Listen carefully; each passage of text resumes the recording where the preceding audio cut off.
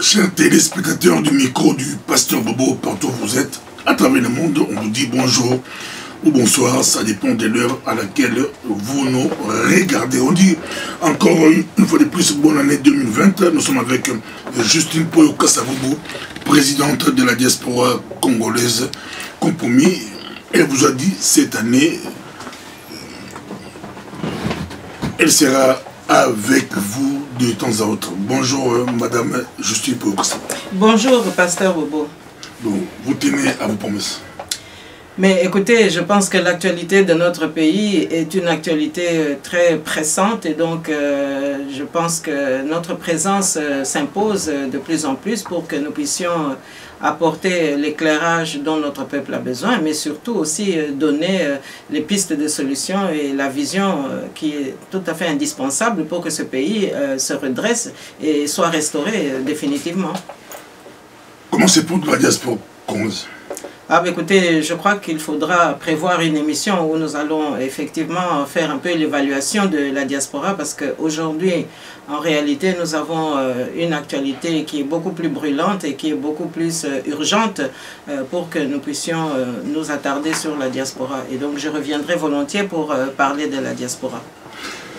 J'aimerais bien que vous puissiez réagir vraiment à chaud. Il y a beaucoup de points qu'on va essayer de parler avec vous. Je commence par les dernières sorties médiatiques du pasteur, l'évêque pasteur Mokona.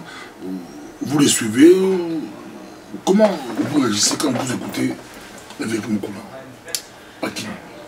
Bon, écoutez, je n'ai pas l'habitude de faire des observations sur les pasteurs, trop nombreux d'ailleurs, qui officient au Congo. Mais ici, je dois d'abord effectivement saluer la sortie du révérend pasteur Mokona. J'observe qu'il a mis un certain temps pour récupérer un petit peu toutes les analyses que nous avons nous-mêmes effectuées, soit à vos micros, soit ailleurs, pour exhorter le peuple congolais. Mais je pense que vaut mieux tard que jamais. Et donc, dans l'ensemble, nous saluons sa sortie, parce qu'il y a des points positifs qu'il faut évidemment un petit peu approfondir. Mais nous pouvons aussi déplorer que cette sortie soit un petit peu comme un isolement parce qu'il y a beaucoup de pasteurs au Congo. Nous nous rappelons quand même que le révérend Ekofo avait déjà exhorté le peuple congolais il y a quelque temps. Nous avons aussi en souvenir les nombreuses sorties médiatiques pour exhorter le peuple vers le changement du cardinal Monsengo. Et donc il y a des hommes d'église qui se sont prononcés déjà au cours des dernières années. Alors aujourd'hui qu'un pasteur d'une église de réveil soit maintenant au diapason et réagisse à son tour, bon, c'est une bonne chose. Mais je pense que nous devons maintenant essayer un peu d'analyser dans le fond la portée de ce message. Alors moi j'observe que le révérend Mokona a d'abord au cours d'une première sortie exiger que le peuple congolais soit mis au courant du deal qui a été conclu entre Félix Tshilombo et Hippolyte Kabila Kanambe. Alors, je ne sais pas si la deuxième sortie, celle qui nous préoccupe davantage aujourd'hui, est consécutive à une certaine connaissance de ce deal, mais jusqu'à preuve du contraire, nous ne savons pas encore quel est exactement le contenu de ce deal. Nous constatons simplement les effets sur le terrain. Alors, il avait exigé qu'on sache exactement ce deal et que Félix se prononce sur le contenu de cet accord. Alors, aujourd'hui, il nous vient avec un message qui est totalement conditionné par un préambule biblique. Alors, dans ce préambule biblique, le pasteur Mokona nous fait ici référence à ce qui existait dans le palais de Pharaon. Alors, il a bien dit que Moïse, à l'époque de Pharaon, eh bien, tout le monde sait qu'il avait grandi dans le palais du roi. Tout le monde sait aussi qu'il était considéré comme un prince de la maison et qu'il avait évidemment toutes les prérogatives d'un prince. Alors, dès le moment où Moïse s'est rendu compte effectivement que sa terre n'était pas l'Égypte, mais qu'au contraire son peuple était ce peuple que le pharaon faisait souffrir, ce peuple soumis à l'esclavage, dès qu'il en a pris conscience, effectivement, Mukuna nous dit que Moïse alors a quitté le palais du roi pour maintenant se joindre à son peuple et exiger maintenant du roi qu'il libère ce peuple afin que ce peuple puisse aller reconquérir sa terre promise. Eh bien, alors, à partir du moment où Moïse a revêtu sa couverture d'un enfant d'Israël, et je crois qu'il a vraiment conduit sa mission jusqu'au bout. Mais nous avons aussi constaté que, et là je complète le pasteur Mukuna, qu'est-ce que nous avons vu? Que Moïse, au moment de passer le Jourdain, le Seigneur lui a dit, ben, toi tu ne traverseras pas. Mais le Seigneur lui a indiqué Josué. C'est Josué qui a pris le flambeau. Ce n'est pas le fils de Moïse, parce qu'il avait déjà un enfant. Ce n'est pas le fils de Moïse qui a pris le flambeau, c'est Josué. Alors, si aujourd'hui, le préambule de pasteur Mukuna, c'est de nous rappeler que face à la volonté de Dieu, l'entêtement d'un roi ou l'entêtement d'un dictateur ne pèse pas, alors moi je veux bien qu'on passe maintenant au deuxième aspect de ce préambule biblique. Parce que le peuple congolais, aujourd'hui, c'est le peuple qui est soumis à l'esclavage à cause de l'occupation. Le peuple congolais, c'est justement ce peuple qui veut maintenant reconquérir sa terre promise, c'est-à-dire un pays de paix, un pays où tout le monde pourra facilement s'organiser pour aller à la recherche d'un emploi, un pays où chacun sera respecté, un pays où chacun aura recouvré sa dignité. Alors, qu'a dit ce peuple il y a quelque temps? Mais ce peuple avait trouvé aussi son Moïse. Il avait baptisé Etienne Tshisekedi wa Mulumba Moïse. Je pense que tout le monde s'en souvient. Ce n'était pas il y a si longtemps. Alors, qu'est-ce que nous avons vu? Que ici, comme dans la Bible, eh bien le Moïse d'aujourd'hui, Etienne Tshisekedi wa Mulumba, lui aussi n'a pas vu la terre promise, c'est-à-dire l'état de droit et toutes les espérances et promesses que nous étions en droit d'attendre. Alors, nous avons aussi constaté que le Moïse choisi par le peuple congolais, Etienne Tshisekedi wa Mulumba, de son vivant avait aussi désigné un Josué. Mais qu'est-ce que nous avons constaté ici? Et c'est là que moi je viens encore compléter le pasteur Mukuna. Eh bien, ce n'est pas le Josué qu'Etienne Tshisekedi wa Mulumba avait choisi qui s'est retrouvé aux affaires. Mais nous avons vu son propre fils aller vers le dictateur, vers celui qui s'entête au lieu de libérer le pays. Mais là, j'aimerais bien vous compléter, vous laisser parler. On était avec vous, merci beaucoup. Ça me rappelle un événement. On était avec vous à Ezel, ici à côté, le jour où le corps de Tshisekedi était là. Il avait des autorités belges, il avait Maman Justine, tout le monde était là. Des Moïse Katombi, Félix Tshisekedi, tout le monde était là. Mais il y a un pasteur des États-Unis, de Dallas, EMB, pasteur EMB de Dallas, il a pris la parole, le cercueil était là. Il avait déclaré, Moïse est parti, Félix Tshisekedi, Josué, lève-toi, prends le relève. Tout le monde était là. Vous l'avez suivi. Donc, je parle, c'est là pour dire qu'il y a beaucoup d'interprétations. Déjà, à l'époque, le cercueil est là, tout le monde était là. Pour le pasteur Yambé de Dallas, le Josué était Félix. Oh, Félix, à l'époque, n'était pas président. Il était secrétaire général du parti, même pas je crois, président du parti. Mais justement, c'est là justement tout l'intérêt de mon intervention aujourd'hui. Parce que moi, je voudrais bien qu'on maintienne le peuple congolais dans la clarté, qu'on maintienne le peuple congolais dans la lumière et qu'on conduise le peuple congolais vers le chemin de la justice et de l'équité. Or, je pense bien avoir dit il y a un instant que le Seigneur avait inspiré à Moïse Josué. Mais il n'avait pas pris un quidam dans la population pour aller maintenant dire à Moïse tout et n'importe quoi ou tout et son contraire. Alors ici, je vous le répète encore une fois, Etienne Tshisekedi de son vivant, et donc nous pouvions constater que c'était en quelque sorte un testament, avait désigné un Josué, celui qu'on aurait pu considérer comme un Josué. Mais ce n'est pas celui que Etienne Tshisekedi avait désigné comme Josué qui est allé faire des arrangements. Or ici, et là, je pense que nous devons nous garder des comparaisons simplistes. Or, ici, nous voyons que l'enfant, envers et contre tout, va se joindre au dictateur qui, aujourd'hui, a une attitude aussi de pharaon.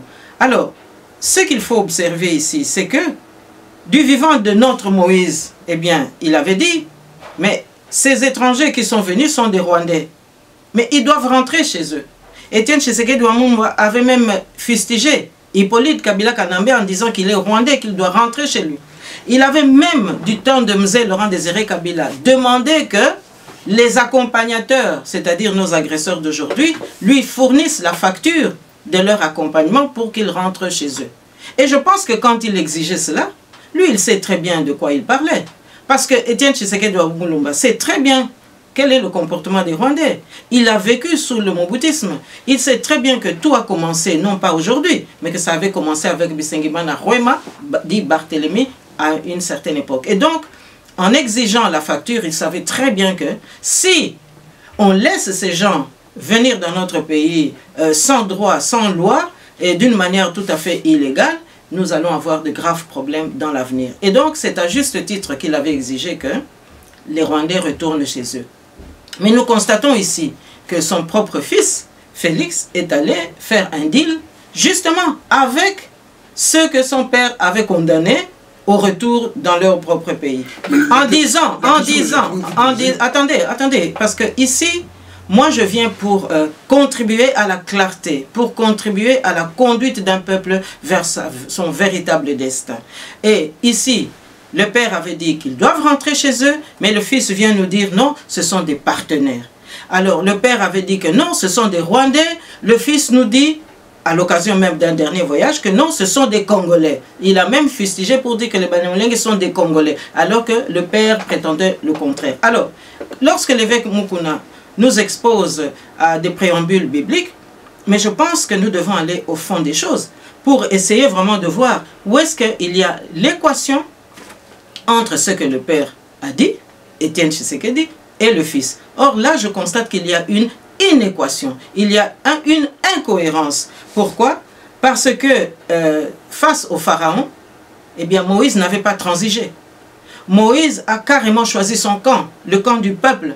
Et lorsque Dieu lui inspire des lois, il présente ces lois au peuple. Et lorsque le peuple ne veut pas suivre ces lois, FCC par exemple aujourd'hui, eh bien le Seigneur Dieu s'est courroucé par rapport à cela. Et donc moi j'observe que ici, il ne s'agit pas de Josué, mais qu'il s'agit d'un fils qui s'est affranchi des prescrits laissés par son père. Et donc aujourd'hui, le problème est de savoir si le pasteur Mukuna, en nous disant oui, nous devons tous nous réunir comme un seul homme, s'il a raison, ou s'il a tort, ou s'il est partisan, ou s'il est impartial. Parce que on ne peut pas prétendre se référer à Dieu et en même temps accepter que des erreurs ne soient pas corrigées. Or Dieu, que nous dit-il? Mais il nous dit que quand un enfant commet des erreurs, mais il faut le corriger. Et il y a même des proverbes qui disent que heureux l'enfant qui honore son père et sa mère, qui honore les paroles de son père et de sa mère, parce qu'il aura la vie longue. Alors ici, nous sommes devant un cas où nous constatons que par rapport à ce qu'Étienne Tshisekedi nous avait dit, eh bien Félix a fait totalement le contraire. Et j'irai même plus loin. Il prône la réconciliation. Mais qui a donné mandat à un fils qui n'était pas désigné, mais nommé par les agresseurs, d'aller se réconcilier avec les agresseurs du peuple congolais? Donc nous voyons même qu'aujourd'hui, l'image qui nous est renvoyée, c'est que le fils du Moïse congolais, c'est-à-dire Étienne Tshisekedi Wamulumba, est devenu l'avocat des agresseurs du peuple congolais. Il est même parfois le procureur lui-même contre le peuple congolais, mais en faveur des agresseurs. Alors là, moi j'interpelle le pasteur Mukuna, où se positionne-t-il? Où va-t-il conduire notre peuple? Parce que nous sommes ici devant deux prescrits bibliques, oui, mais où dans un cas, il y a un père, des paroles qui ne sont pas respectées, et dans d'autres cas où la parole de Dieu n'est pas respectée. Madame, on va y arriver, mais bon, comme vous touchez un point un peu biblique, Moïse n'a pas choisi Josué pour diriger Israël. C'est Dieu lui-même qui avait choisi après la mort de Moïse. Je parlais d'inspiration, il a été inspiré par Dieu. Oui, c'est Dieu lui-même qui prend Josué pour dire que Moïse est mort, lève-toi, prends le bâton, dirige mon peuple, va de l'avant. Mais vous parlez du choix que Moïse, que Tshisekedi avait déjà choisi son Josué. Les gens se posent, il y avait un grand débat à l'époque de l'accord de la Saint-Sylvestre, où les gens disaient que Tshisekedi avait choisi Moubaké, les autres disaient que c'était Félix. Ces débats-là, vous posez où?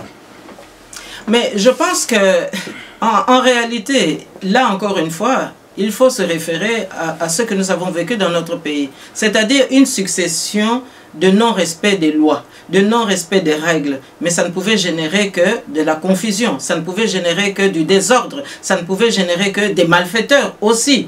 Parce que chacun avait ses sponsors, loin du peuple congolais, et chacun voulait prétendre gouverner le peuple congolais.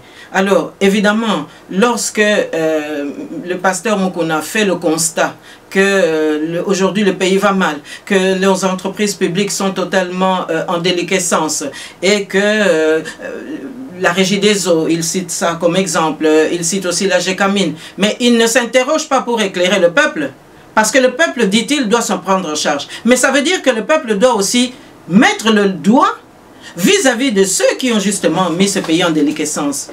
Quand on nous parle de la GECAMINE, mais je crois que c'est très clair en cherchant un peu pour savoir quels sont les acteurs qui ont mis la GECAMINE en déliquescence. Il est aussi très facile de savoir qui a mis la Régie des eaux en déliquescence. Et donc, tous ces fléaux, le pasteur Mukuna ne va pas assez loin.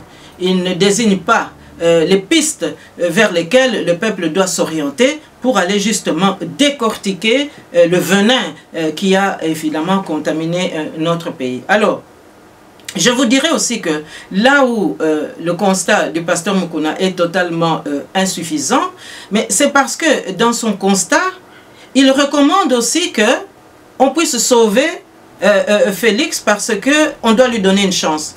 Mais là, moi, je me lève pour dire que les affaires d'un pays, ça ne concerne pas le sentiment, ça ne concerne pas la chance. Parce que pour gouverner un pays, c'est une affaire de conscience.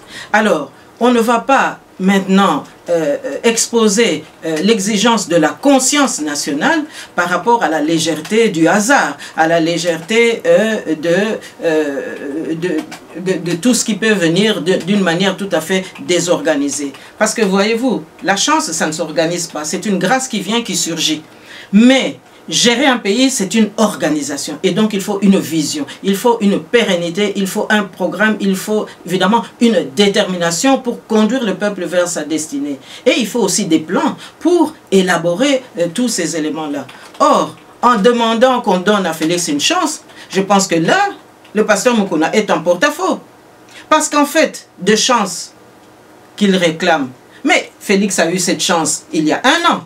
Lorsque, envers et contre tout, il a bravé les interdits pour accepter un deal avec les occupants. Donc, toute cette année 2019 qui vient de s'écouler, mais c'était l'année de sa chance. Donc, demander encore une année après une chance, moi je pense que là, il s'éloigne un peu de la parole de Dieu. Merci beaucoup, madame, monsieur. Quand on suit évêque Mukuna, on est avec vous, c'est très intéressant, on vous suit. Quand on suit l'évêque Mukuna, lui, il ne dit pas vraiment une chance pour l'évêque Mukuna, c'est beaucoup plus... Il déclare qu'il est légaliste, il soutient le président qui est en place. Pour lui, ce n'est pas normal qu'un président, l'ancien président Kabila, puisse continuer à tirer les ficelles, à compliquer, à contrer Félix.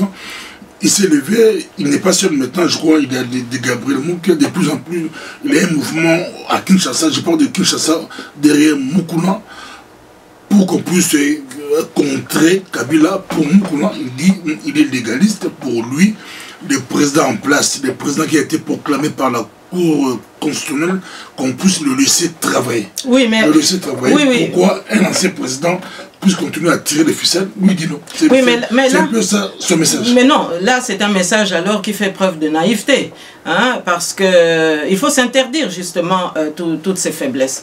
Il ne faut pas y venir avec de la naïveté. Parce que où se trouve la loi? Nous avons une constitution qui a été amendée maintes fois pour satisfaire le dictateur, le pharaon d'aujourd'hui, Hippolyte Kanambe, l'homme de Kinkakati. Et donc à partir du moment où Félix lui-même, devant les ondes des radios internationales, acclamait haut et fort que, mais non, nous avons convenu que nous allons gouverner à 2. Alors que le pasteur Mukuna nous dit, où est-ce qu'il fait la séparation? Parce que Félix est issu d'un accord qui a été engendré, et qui a été, je dirais même, créé. Il a été enfanté par l'homme de Kingakati. Donc, il ne doit son siège que par rapport à l'homme de Kingakati.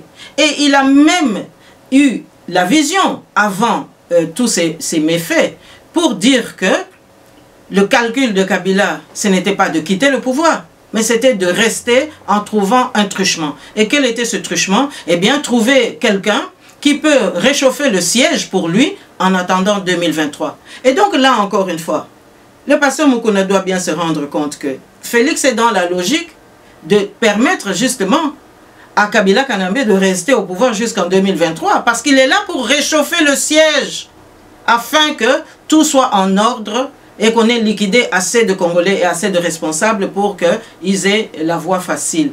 Alors, à partir du moment où lui, il dit qu'il est légaliste, mais je suis triste à ce moment-là, parce que la légalité que le peuple congolais attend, c'est une légalité qui est exigée, qui est attendue, depuis finalement le coup d'État du 24 novembre 1965. Parce que depuis ce jour-là, nous sommes en rupture de toute légalité. Le Congo s'est engagé dans une voie de non-légalité, dans une voie justement de pouvoir de fait et non pas de pouvoir de droit. Et le Congo s'est engagé dans une dictature qui a toujours imposé sa vue au lieu de suivre la voie du peuple congolais. Et donc, la légalité, la source première de la légalité, elle est absente de tout ce débat. Alors, lorsque le pasteur Mukuna dit qu'il est légaliste, je pense alors qu'il était endormi depuis longtemps, qu'il était en hibernation. Parce que se réveiller aujourd'hui pour dire que je suis légaliste, de quelle légalité parle-t-il? La Cour constitutionnelle qu'il mentionne. Mais c'est une cour qui est totalement à la dévotion de Kabila Kanambe, l'homme de Kingakati.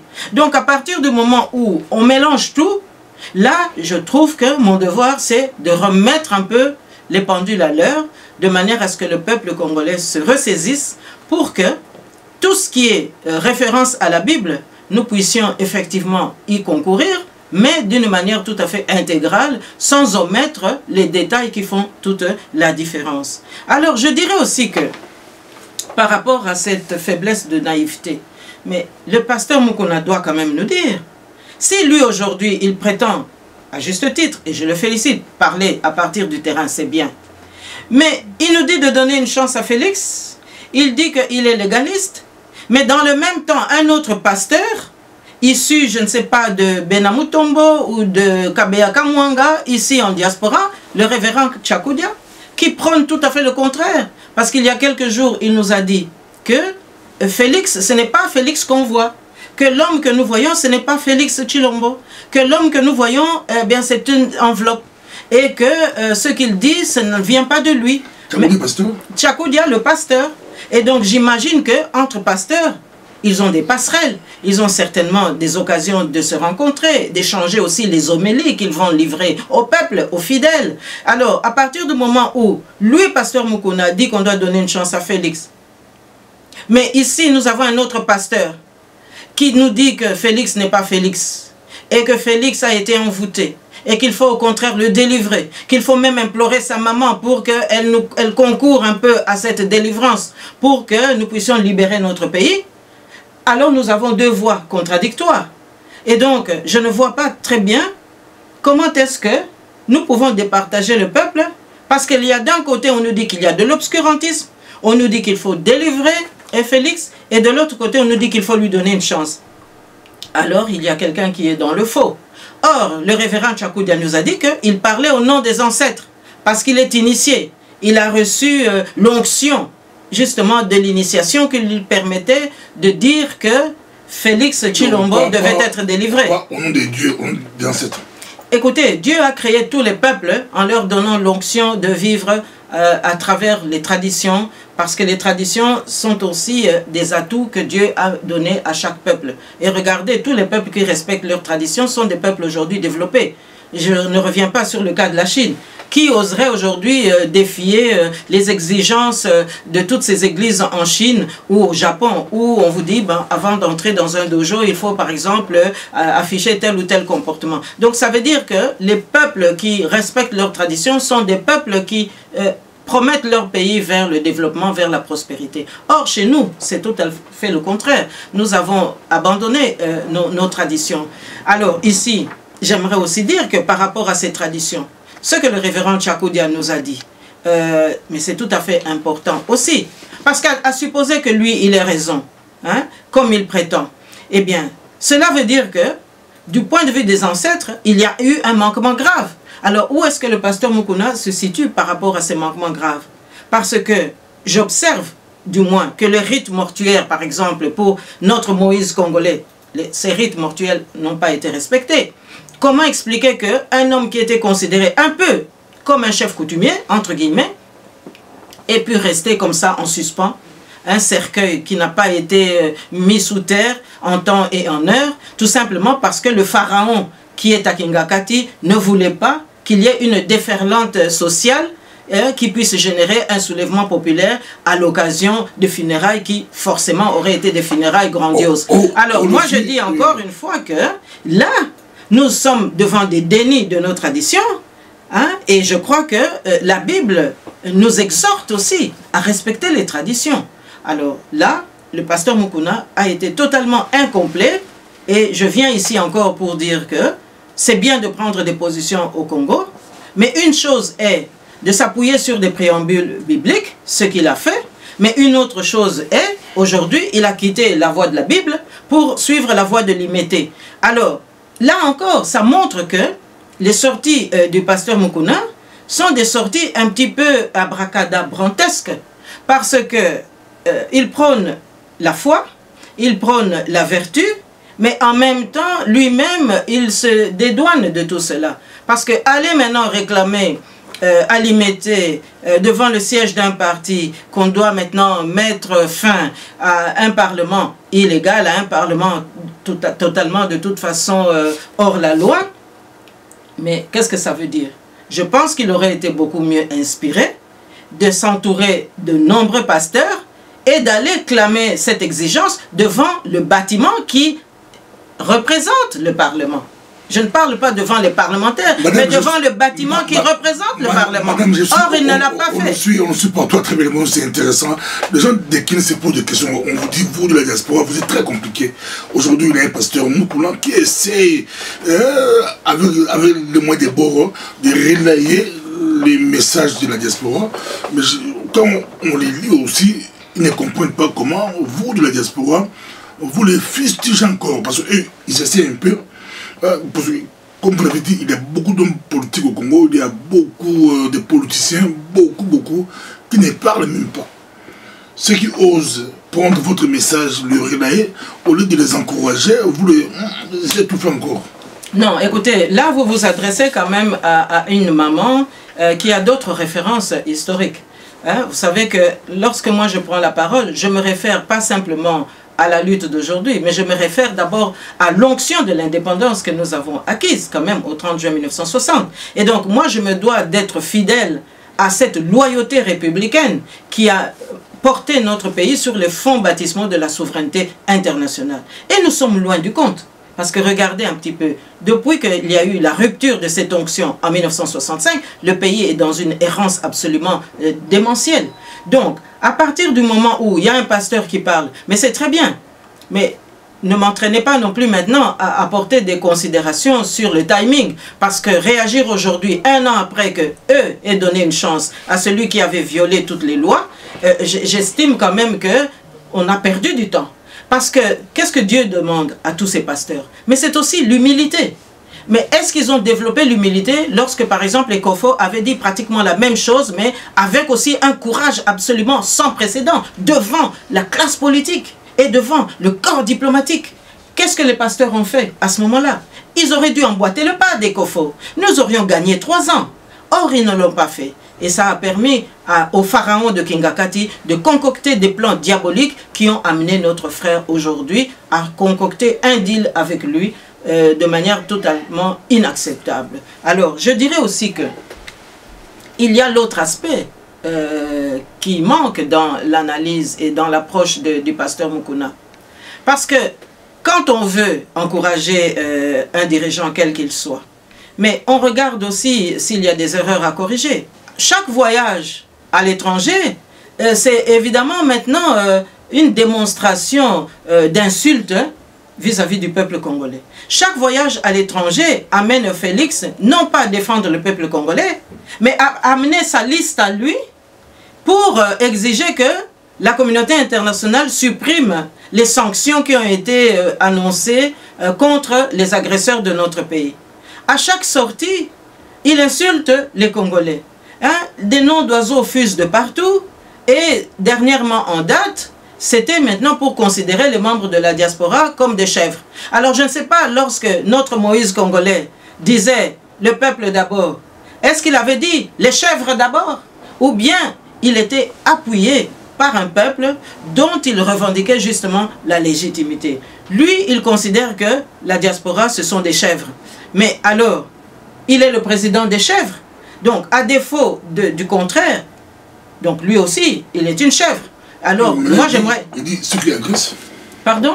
Il a dit ceux qui agressent. Oui, mais vous savez, ceux qui agressent, il n'y a pas de distinction qui est faite là par rapport à la population dans son ensemble. Ceux qui agressent, c'est qui? Il vient le dire à l'extérieur. Mais pourquoi est-ce qu'il ne dit pas ça à l'intérieur? Parce qu'on a vu qu'il y a des limites. Et même lorsque le pasteur Mukuna sort maintenant du silence pour dire tout ce qu'il a étalé ces derniers temps, mais ça démontre bien qu'il y a des problèmes. Ça démontre bien que nous ne sommes pas dans la paix. Ça démontre aussi que nous sommes dans l'insécurité. Donc vous dites que les agresseurs, mais quels agresseurs? Il les a dénoncés? Non, parce que de l'autre côté, il demande que on puisse supprimer les sanctions contre les agresseurs. Il les qualifie même de Congolais aujourd'hui. Donc, vous voyez que nous sommes totalement dans la désillusion la plus abjecte. Et alors là, moi, je continue à croire que mon devoir, c'est de dire à tous ces pasteurs, finalement, mais de se mettre ensemble. Hein.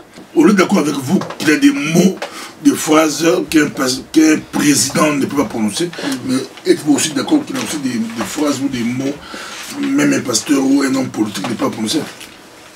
Mais écoutez, moi je ne sais pas dans quel registre vous vous situez en posant cette question. Parce que vous savez, dans un pays qui fonctionne correctement, vous avez une majorité légitime et puis vous avez une opposition légitime. Et l'opposition est dans son rôle lorsqu'elle elle interpelle les autorités en place. Mais ici, nous n'avons pas un gouvernement légitime. Non, nous n'avons pas un pays qui fonctionne. Interpeller, c'est très bon, mais j'ai dit qu'il y a des mots ou des phrases qu'on peut prononcer. Mais écoutez, moi, jusqu'à preuve du contraire, je ne pense pas que vous m'ayez pris en défaut d'avoir insulté qui que ce soit. Pas vous. Non, mais écoutez, moi, je crois qu'il faut d'abord voir de quelle légitimité on parle. Parce que si on se comporte en bandit, même dans la Bible, il y a des psaumes qui disent que vis-à-vis de l'incurie, il faut aussi opposer l'incurie. Vis-à-vis des gens qui sont des mécréants, eh bien, il faut aussi leur opposer une dose qui leur convient pour qu'ils puissent comprendre. Donc, on ne peut pas, devant des bandits, se comporter en honnête homme. Mais s'il y a des bandits, mais je pense que il ne suscite qu'une seule chose, c'est qu'il y ait un rapport de force qui puisse s'exercer pour trancher la situation. Et donc je crois qu'ici, il ne faut pas comparer l'incomparable, mais il faut au contraire se situer dans une logique républicaine qui, en toute conscience, et en mon âme vraiment convaincue, en mon fort intérieur, je pense que le Congo aujourd'hui est à la dérive. Et qu'il n'y a pas lieu aujourd'hui d'encourager le mal en instaurant un autre mal. Je pense qu'il y a eu des tricheries, je pense qu'il y a eu des faussetés, je pense qu'il y a eu un coup d'État qui s'est servi des élections pour installer un système qui en fait n'est que la continuité du cannabisme. Alors, enfin, moi je dirais aussi que le pasteur Mukuna dit que tout a un temps, qu'il y a un temps pour tout. Mais je suis d'accord avec l'Ecclésiaste, d'ailleurs je l'avais évoqué la dernière fois que nous nous sommes rencontrés. C'est vrai qu'il y a un temps pour tout. Mais il y a aussi un temps pour l'humilité, il y a aussi un temps pour le partage, il y a aussi un temps pour l'intelligence. Et qu'est-ce que cette intelligence nous indique? Mais cette intelligence nous indique que on ne peut pas remplacer l'illégalité par une autre illégalité. On ne peut pas encourager un coup d'État par un autre coup d'État. On ne peut pas dire oui parce que c'est mon fils, parce que c'est mon frère, alors je peux continuer, je demande qu'on le soutienne, alors qu'il a mal agi. Qu'est-ce que ça va nous apporter demain? Parce que Mobutu aussi, on lui avait donné une chance. Rappelez-vous, il avait dit 5 ans et je rends le pouvoir au civil. Il est resté 32 ans au pouvoir. Kabila Kanambe, on avait dit oui, ce sont des jeunes, voilà, même s'il n'est pas congolais, on le laisse, il va faire du bien au pays. Alors qu'il était là pour entretenir le génocide contre le peuple congolais, pour encourager l'occupation et faciliter l'infiltration de nos institutions. Donc vous voyez que chaque fois qu'on donne une chance à ceux qui ne respectent pas la loi, eh bien le pays va toujours plus loin dans la dérive et dans la démence. Et moi je pense qu'aujourd'hui, il est plus que temps que, au contraire, que tous ces pasteurs appellent Félix comme le pasteur Tchakou Diala l'a proposé, qu'il fasse une confesse et puis qu'il reconnaisse le mal qui a été commis. Parce que Monsengo l'avait dit, s'il avait eu l'humilité de reconnaître qu'il n'avait pas gagné les élections, aujourd'hui Kanambe ne serait plus dans nos murs, voyez-vous. Or, ce n'est pas ce qui s'est passé. Alors, il apparaît aujourd'hui, je le répète encore une fois, il est devenu l'avocat procureur des occupants, mais c'est-à-dire qu'il est contre le peuple congolais. Alors, le peuple congolais qu'exhorte le pasteur Mukuna doit aujourd'hui savoir que il y a des hommes et des femmes valables qui peuvent conduire ce pays et restaurer ce pays pour qu'enfin nous puissions retrouver notre souveraineté nationale. Merci beaucoup. On a plus beaucoup de temps par rapport à l'évêque Mukula, c'était intéressant, mais prenons au niveau de la communauté internationale, de plus en plus on voit même les membres du peuple de déclarer quand Félix Tshisekedi est à l'extérieur, c'est comme s'il est sous pression de la communauté internationale pour se séparer du Kabila. L'attitude de la communauté internationale par rapport à cette crise. Bon, écoutez, vous savez, lorsque le bon grain est mélangé avec l'ivraie, il est bien difficile de séparer les deux. Alors, je pense que des pressions, il doit certainement y en avoir. Et là, vous nous amenez maintenant à la réelle politique, qui a échappé totalement au pasteur Mukuna. Parce que dire qu'on doit soutenir Félix ou l'encourager pendant que la communauté internationale lui demande des exigences qu'il manifestement il ne peut pas accomplir parce qu'il dépend totalement de Kabila Kanambe qui lui-même dépend totalement de Kigali. Donc à partir du moment où on lui demande certains services qu'il est incapable d'accomplir de par lui-même, alors je pense que là effectivement il y a une difficulté majeure parce que la réelle politique qui nous occupe aujourd'hui, mais quelle est-elle réellement? Mais que cache-t-elle effectivement? Mais elle cache d'abord l'extermination du peuple congolais. Parce que les Congolais ont tort de croire que la communauté internationale peut comme ça, avec un coup de baguette magique, venir pour nous soutenir. Elle nous soutiendra quand nous-mêmes nous serons responsables de notre destin. À ce moment-là, elle viendra négocier avec notre volonté. Mais à partir du moment où nous continuons à nous soumettre à la volonté d'un tel, à la volonté d'un tel autre, eh bien, la communauté internationale passera toujours par des fissures parce qu'elle, elle doit rattraper ce que d'autres malfaiteurs accomplissent à la faveur du désordre qui règne dans notre pays. Cette communauté internationale occidentale notamment, elle se plaint de l'invasion ou de l'intrusion de la Chine. Elle se plaint aussi du Proche-Orient qui prend de plus en plus de place dans notre pays, où on ne sait pas très bien maintenant demain s'il n'y aura pas de nouveaux foyers de terrorisme en République démocratique du Congo, puisque nos matières premières servent souvent de chantage. Mais cette communauté internationale qui fait pression, oui, elle peut faire pression parce que il y a au sein de la communauté internationale quand même une opinion publique qui compte. Et c'est là que moi je dis, lorsque les résistants en diaspora demandent un soulèvement populaire ou souhaitent un soulèvement populaire et attendent ce soulèvement populaire, mais c'est parce que c'est ça la force de frappe qui peut maintenant constituer la force de notre opinion publique. Lorsque notre opinion publique pourra maintenant être une force de frappe, alors à ce moment-là, la communauté internationale ne fera pas pression sur un homme qui a triché, mais elle fera allégeance au peuple et viendra négocier avec la volonté du peuple. C'est de cela qu'il s'agit, parce qu'aujourd'hui, Kabila Kanambe est venu pour pérenniser non seulement l'occupation, mais c'est l'occupation qui devait maintenant favoriser l'extermination du peuple congolais. Regardez un peu comment les Congolais meurent. Il n'y a que des deuils en cascade dans les familles congolaises. Il n'y a pas de deuil en cascade dans les familles rwandaises, même ces familles qui nous occupent aujourd'hui et qu'on peut très bien identifier ici ou là au Congo. Donc à partir du moment où le but, c'était de ramener le Congo comme une terre inconnue, comme c'était le cas en 1878 ou dans les années canoniques de l'État indépendant du Congo. Eh bien, pour rendre ce pays maintenant exploitable et accessible à tout venant, à tout sponsor et à toute multinationale, eh bien, la seule façon d'y arriver, c'était d'exterminer les Congolais. Et je l'ai dit tant de fois depuis 15-20 ans. Eh bien, comment exterminer les Congolais? Par plusieurs stratégies. Il y avait la stratégie des massacres à l'Est.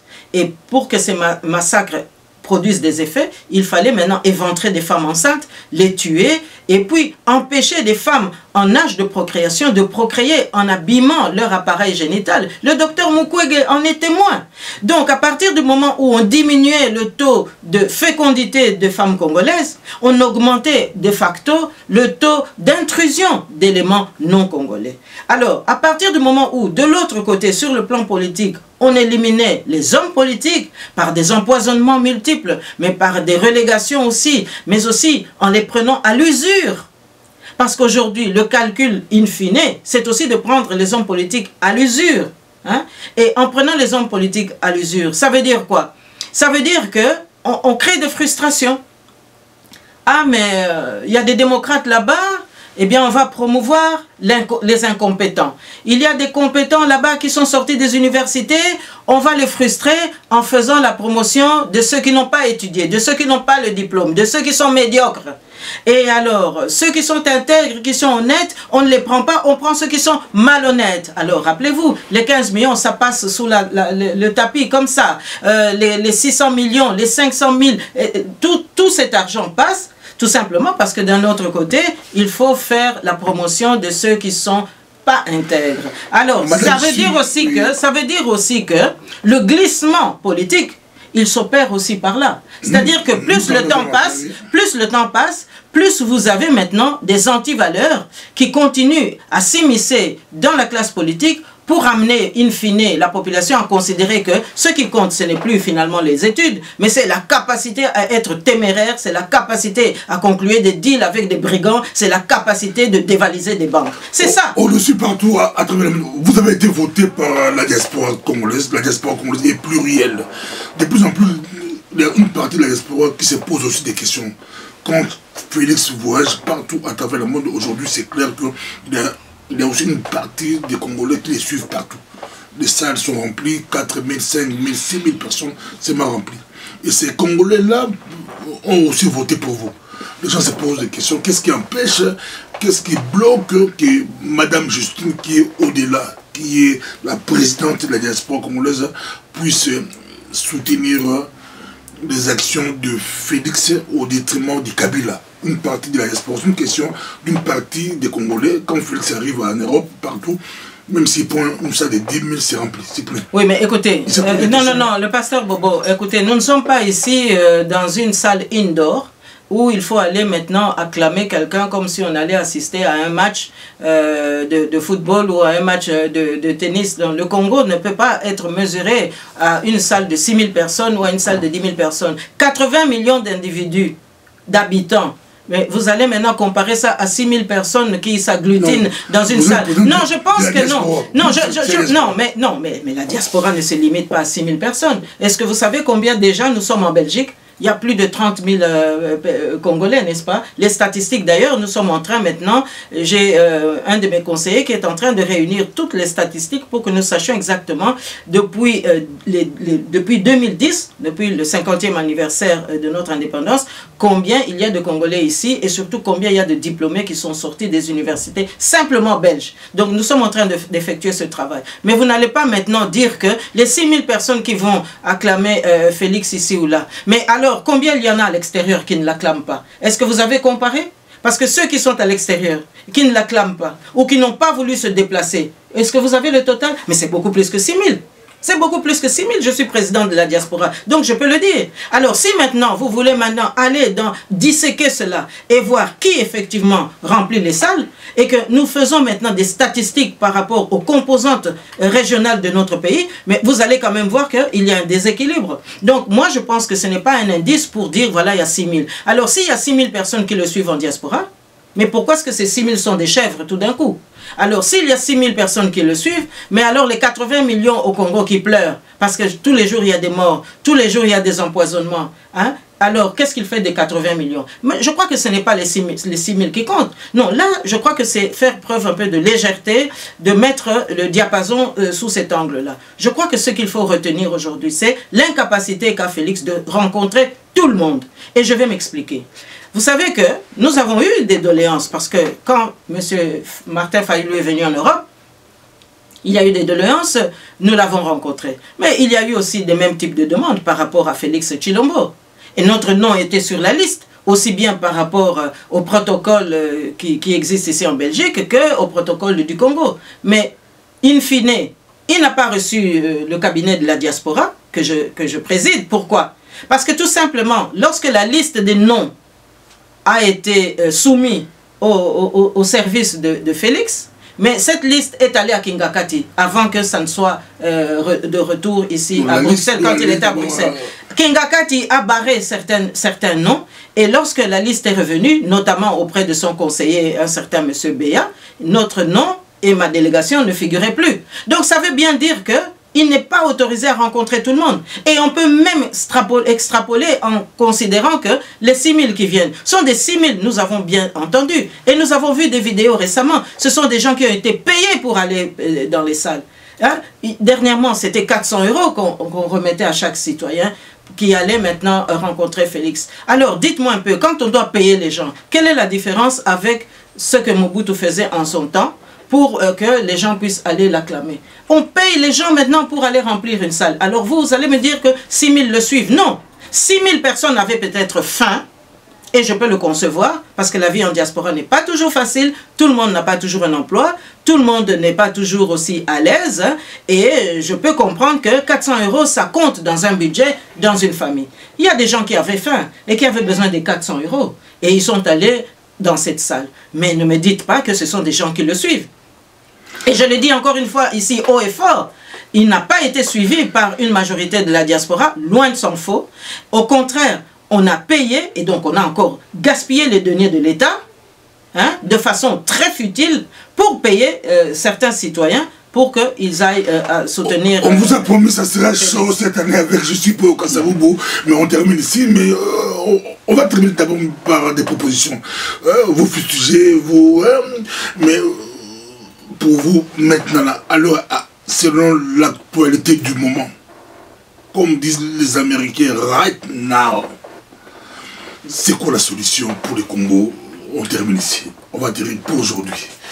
C'est quoi la solution que vous, comme femme politique, comme président de la diaspora congolaise, c'est quoi la solution que vous proposez pour notre pays, le Congo? Je crois que vous avez aussi suivi un débat à la télévision rwandaise. Par rapport aux Belges, vous n'avez encore peut-être rien dit, mais je vous laisse terminer la vidéo. Non, mais donnez un peu plus, précisez un peu. Par rapport à ce débat, qu'est-ce que vous voulez absolument que moi je dise?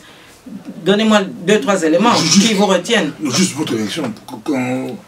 Oui, mais donnez-moi un peu l'élément qui, pour vous, a été le tilt pour que je puisse réagir. Qu'est-ce que ce débat, en quoi ça vous a interpellé? Mais quand les Rwandais, pour eux, ils persistent et estiment que la balkanisation, c'est un mythe. Bon, écoutez, je pense que là, nous retournons le tonneau. Hein? Travailler dans des laboratoires. Mais écoutez, là, vous retournez un peu le tonneau. Mais c'est un tonneau qui contient tous les mensonges des Rwandais. Hein? Je crois que vous n'allez quand même pas faire foi à des paroles de ce genre. Parce que nous savons que depuis 20 ans que notre pays est occupé, ce n'est pas un mythe, ça. Parce que moi, les 12 millions de morts, ce n'est pas un mythe, ça. C'est une réalité. Les 12 millions de morts, c'est comme si la Belgique n'existait plus. Est-ce que vous pouvez le concevoir? Donc, venir sur les plateaux de télévision pour raconter de telles inepties, moi je pense que ça, c'est de la provocation pure et simple. Et ça montre aussi que le deal que notre frère a conclu avec ces gens-là, mais c'est quelque chose qui doit vraiment cesser à partir d'aujourd'hui. On doit y mettre fin. Vous me posez la question, quelle est la solution aujourd'hui, right now? Mais c'est de mettre fin, to put an end to all this. Vous comprenez? Donc, moi je crois que Félix, il a sa conscience, j'espère, À moins que le révérend Tchakoudia n'ait pas encore commencé son travail, même à distance. Mais je crois qu'il a quand même commencé son travail à distance. Et qu'on peut imaginer que Félix peut retrouver un peu ses esprits. Et que normalement, il doit pouvoir faire amende devant le peuple congolais. Parce qu'il nous a fait perdre un temps précieux. Hein? Parce que c'est lui le parapluie de Kabila Kanambe. Qu'il quitte ce rôle de parapluie. Et Kabila Kanambe n'aura plus de béquilles. C'est lui aujourd'hui. Non seulement il est le parapluie, mais il est aussi les deux béquilles de Kabila Kanambe. Et il est aussi le porte-parole de Kabila Kanambe. Il fait mieux que Mende aujourd'hui. Aujourd'hui, lui, il va non seulement avec des paroles, mais il va aussi avec des listes pour exhorter la communauté internationale justement, pour que cette communauté internationale puisse abandonner les sanctions. Mais son père disait quoi? Donc ici, nous allons suivre un enfant qui est en porte-à-faux par rapport à ce que son père a dit. Moi, je veux bien suivre Félix, mais qu'on vienne d'abord me démontrer que son père était menteur. Si on me dit que Étienne Tshisekedi Wamulumba nous a menti de bout en bout, alors je vais réévaluer mes points de vue. Mais jusqu'à preuve du contraire, je pense que le père a dit ce qu'il a dit, il a fait ce qu'il a fait, il a aidé les Congolais à ôter la peur. Et donc là, je suis beaucoup plus en phase de rattraper un petit peu les onctions perdues de notre indépendance par rapport à l'état de droit et à l'état de justice. Essayez-nous un peu à comprendre. La politique est très compliquée. Vos propos sont très durs à l'égard de Félix, mais quand il est ici, vous voulez le rencontrer. C'est un peu compliqué. Mais non, pasteur Bobo, non. Écoutez, vous êtes journaliste. Vous n'êtes quand même pas sans savoir que les hommes politiques ne traitent pas toutes les questions simplement dans les prétoires des prises de position des uns ou des autres. Vous n'êtes quand même pas sans savoir que, comme journaliste, mais vous devez pouvoir observer qu'il ne s'agit pas d'amadouer ou de prendre une position d'accalmie. Non. Moi, je pense que quand on doit rencontrer quelqu'un, c'est parce qu'on a le courage d'aller lui dire en face les choses telles qu'elles sont. Et donc, à partir du moment où on nous évite, mais ça veut dire qu'il y a un problème. Ça veut dire que dans le camp adverse, il y a effectivement des vérités qu'on ne veut pas voir totalement vilipendées. Alors, ne dites pas que non, je vais le rencontrer comme si je veux flirter avec...